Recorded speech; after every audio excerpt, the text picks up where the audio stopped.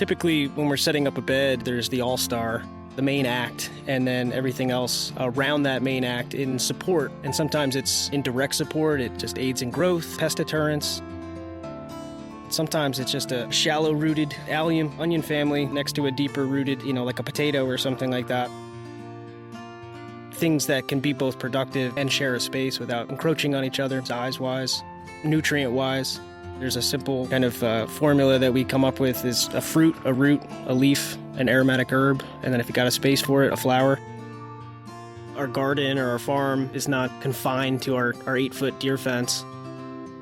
There's all these spaces around it and in between them.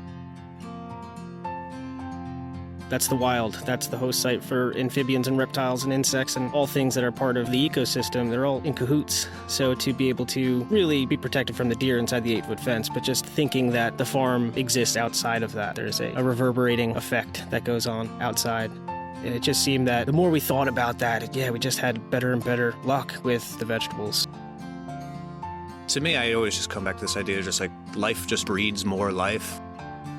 What Derric and I do are just the catalysts of life. If we can just be the humans here to say, okay, let's just keep adding more and more on top of each other, then things like birds come through and, it's the food web. You learn about it in 6th grade. The longer we do this, the more things we start to see coming our way. The past farm I was at used to just be a meadow, and watching that shift, I was there for long enough to go from, there's not much going on, to then, hey, this is coming in, now this is coming in, now this is coming in. That's what I like about companion planting. It's just about space conservation. Yeah, that seed packet's going to tell you your cucumber should be 24 inches apart.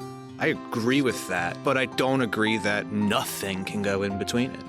With companion planting, we experiment. We just look at plants and say, that looks like it grows, spinach. It just kind of grows along the ground. But now no one's really competing for vertical space. And in the meantime, once you begin competing for the horizontal space, what we say, well, you're late, go harvest it. It starts with healthy soil and just builds out from there. And I think our philosophy just follows that. Try to make it seem as natural as possible, but in the meantime, just put more life in than you're ever taking out.